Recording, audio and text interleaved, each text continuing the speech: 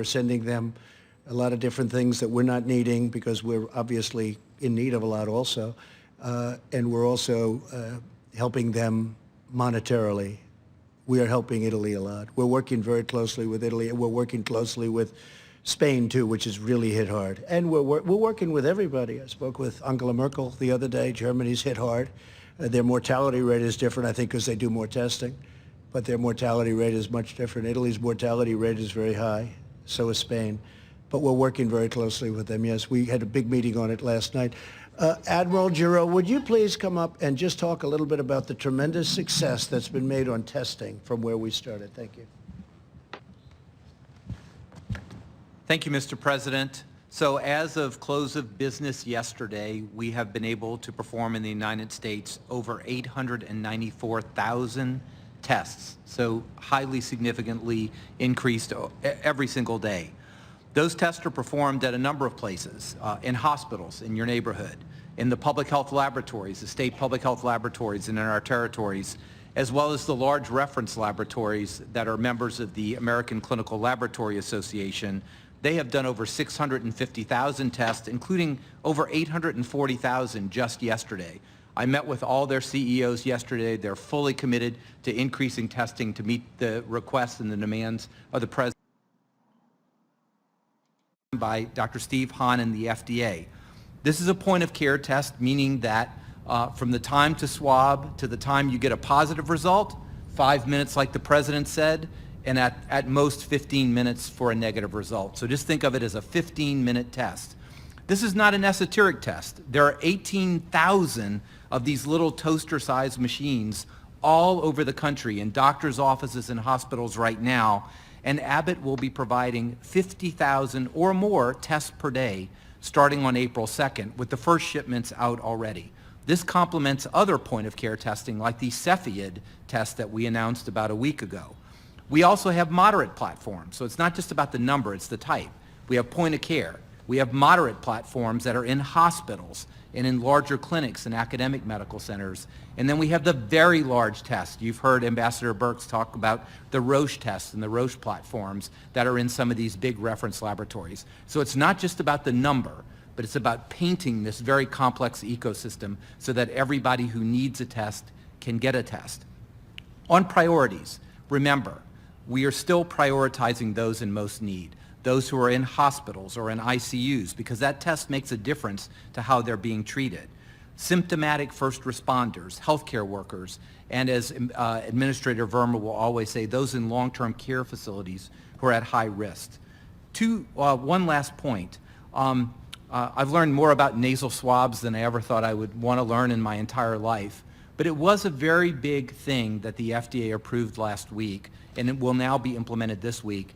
Instead of having a provider stick this all the way in the back of your nose, that's uncomfortable, but it also requires PPE changes every time it's done.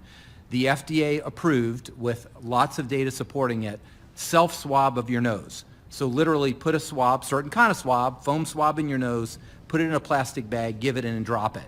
This not only increases the speed, but it eliminates all those changes of PPE.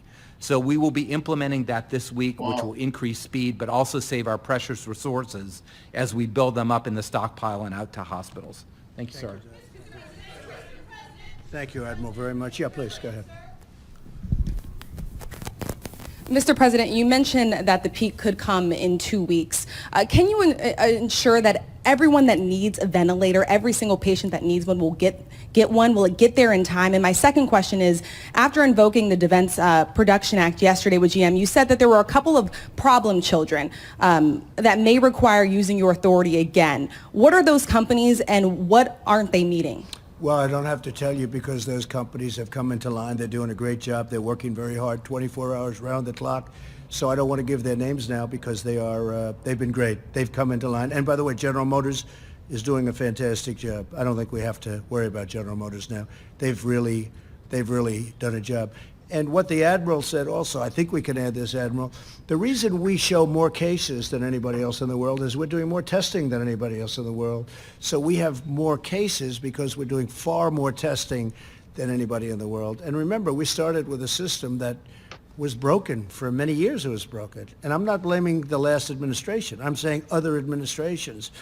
And our pipeline had very little in it. Just like we had no ammunition, we had very little medical. We had very little in our pipeline. Now we have ammunition, more than hopefully we'll ever need. And we also have a pipeline that's packed. And now we have those 10,000 ventilators that we can use because you need some quickly. I mean, this goes quickly from place to place. I'd love to give them all out right now, but we need them quickly. I don't want to give them out and then we have to take them back and move them someplace else. So we're very much prepared, please. Mr. President, states like Florida have reportedly had 100% of their requests for supplies from the National Strategic Stockpile filled, but other states like Massachusetts have not. So how is that assessment being made, and why has Florida gotten its request Well, fulfilled? I think you're going to find that almost all states, look, I was on the call yesterday with the governors, and they were happy with the job we're doing. And I'll tell you what, if you had a different administration, they would not have been happy. These are people that speak their mind. They were happy. It was falsely reported by a couple of people that, oh, gee, they weren't. They were happy. They were thrilled. Florida has been taken care of, and Michigan has been taken care of. Very important state. To me, it's very important because I'm so proud of what we've done bringing car companies back into Michigan. And we're now dealing with the governor, and I think, Mike, I can say that a lot of good things are happening in Michigan. Massachusetts, we're dealing with the governor very strongly, and we're trying to get things to Massachusetts as rapidly as possible. But why has Florida received 100% of its requests compared to some other states? Is there a reason? Well, Florida, look, they're very aggressive in trying to get things, and they're doing a very good job. But I think I can say all of the governors are very committed. We're very committed. We're working together. And we're getting things out at a level that nobody's ever seen before. You can speak to FedEx, you can speak to UPS, they've never done anything like this, what they're doing right now. And nobody in the world has been able to match what these great companies have been able to do. If we left that to government, it would have been a tough thing. We have mobilized private enterprise. We have mobilized the greatest companies in the world.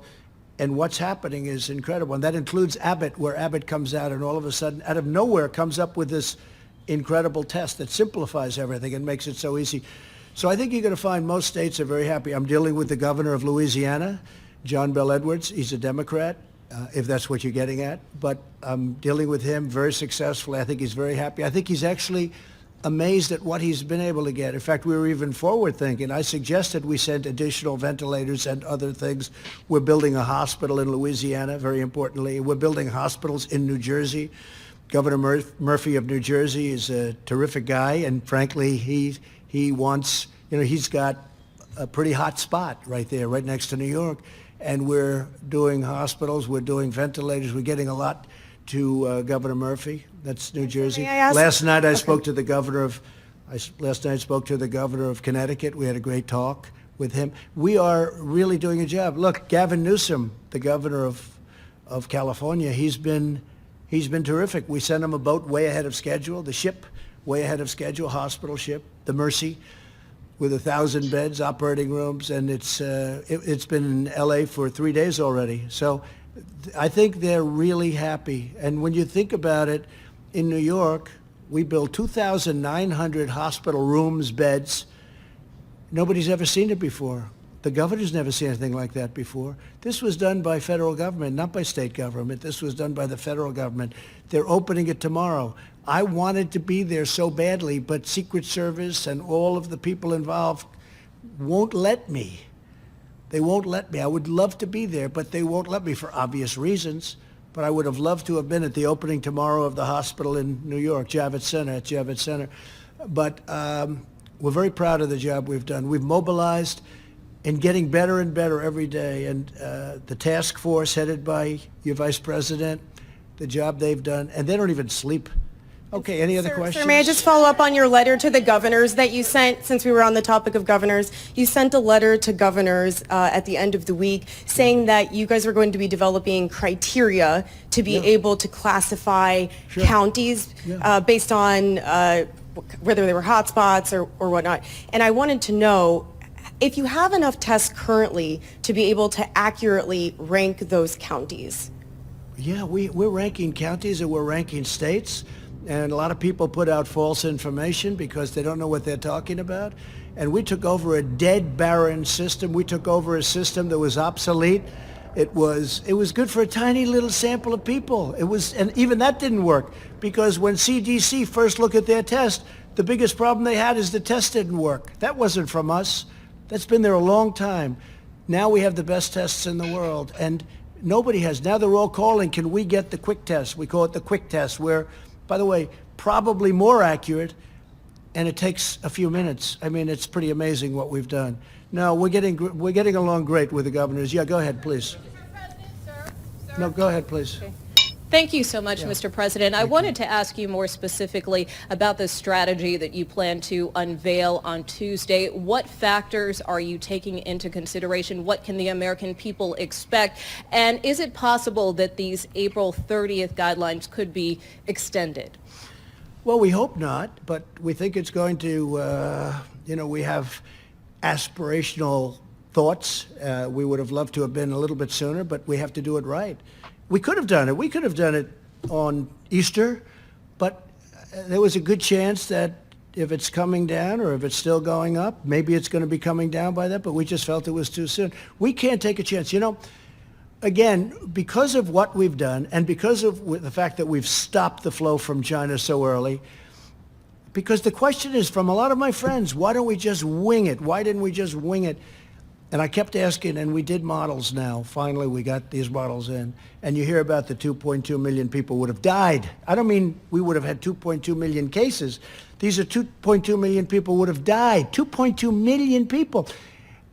Look, we're going to have a meeting or speech or press conference or something on Tuesday. I thought what I was going to announce the end of April on Tuesday, but I said, let's do it now, because somewhere along the line it's going to leak. We might as well just do it now and get rid of all the leaks. This way it didn't, nice and clean. But we have to really do a great job for another couple of weeks, and I think we're going to be in great shape. And we're going to be in a position, even with what we're trying to do with restaurants, with deductibility, we have to get these restaurants back in. We have to get our businesses open. We have to get the planes flying.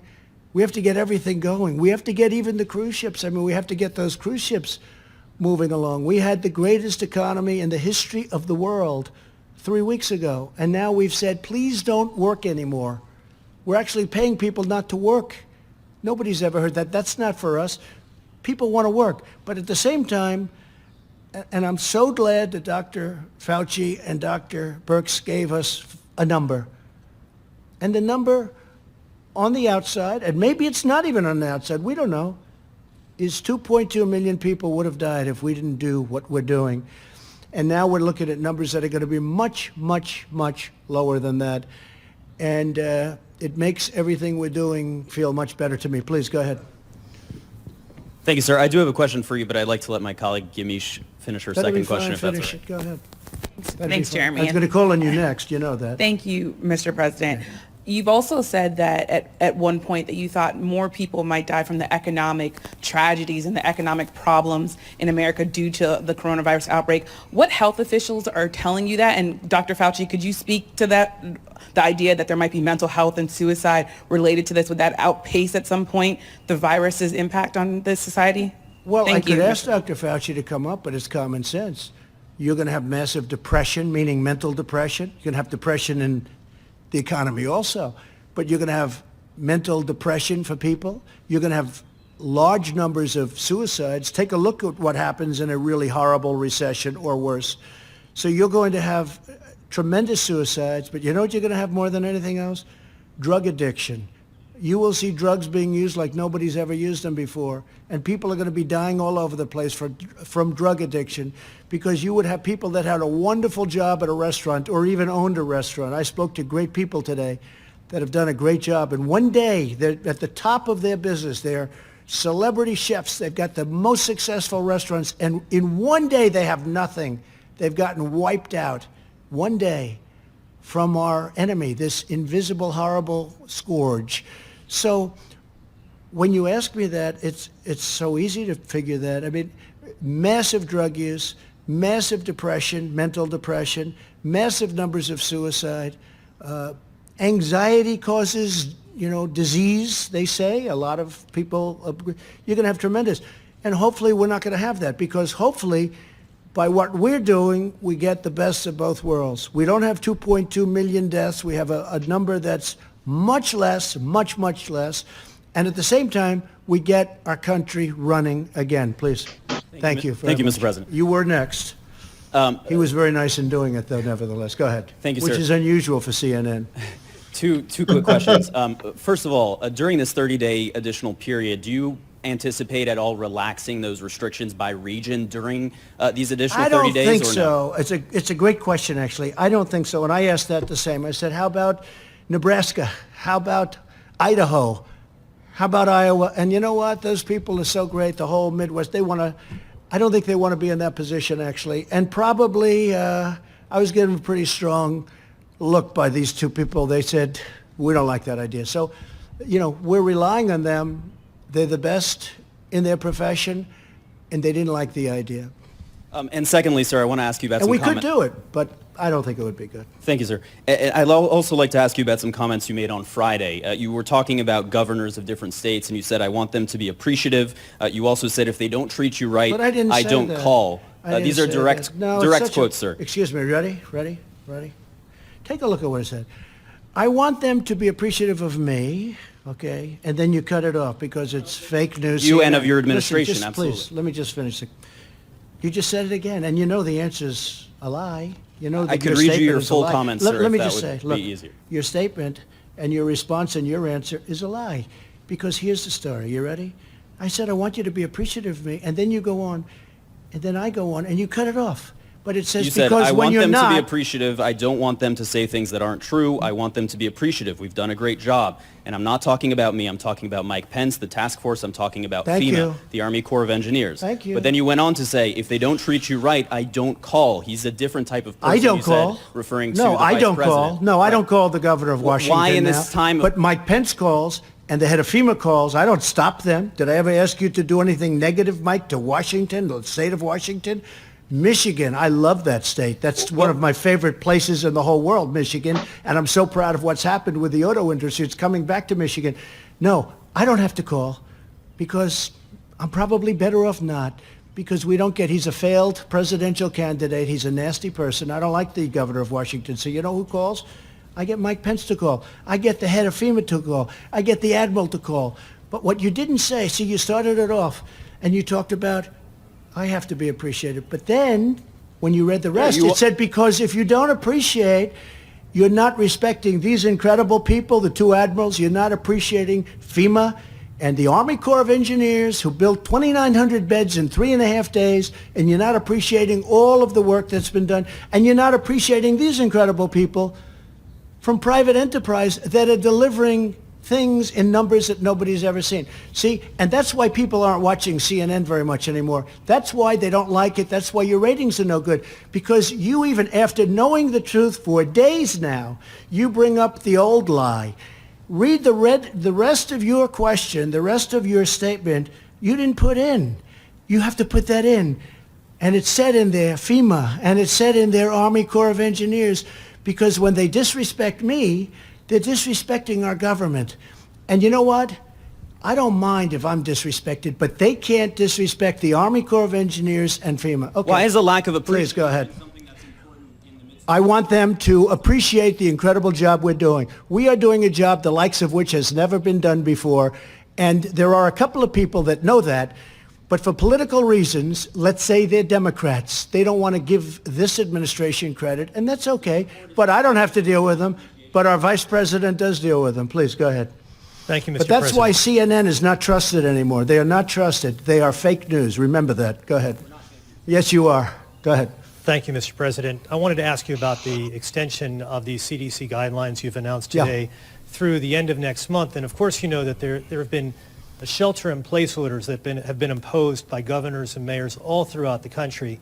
And when you take that all into account, it sounds like, and it seems like you've acknowledged, that America essentially will be shut down for the next few weeks, maybe even the next 2 months. You mentioned June 1st as a date in which you'd like America No, we to think it's going to really start to open up. We think that that's going to be the bottom of the hill. That's where we're looking at June 1st, maybe even a little bit sooner than that. So we have this hill. If we did nothing, the hill would have been up here. We did a lot. We did just about maximum. And we got lucky because we stopped China from coming in, and then later on we stopped. We're going to end it here. I've had enough, and I don't know how this guy puts up with these reporters, but he does put them in place. He doesn't mess around. He gets fired up. And he's right. CNN and other these groups, they're just in there to shoot these people down. And it's sickening. It's just frankly sickening. We're going to end it there. I got out of Fox News because I really dislike their big numbers here on this side. Fox News needs to be slapped around.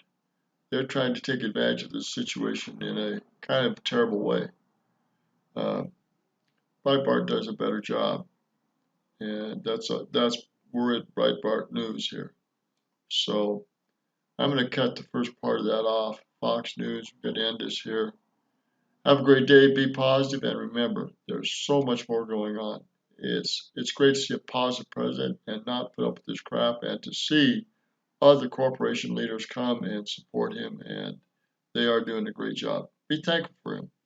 Give thanks for the president. Give thanks for these great leaders, these great people that are serving our country, sacrificing so much, working so hard, day in, day out. This is Roger Martin from Billings, Montana. Good day.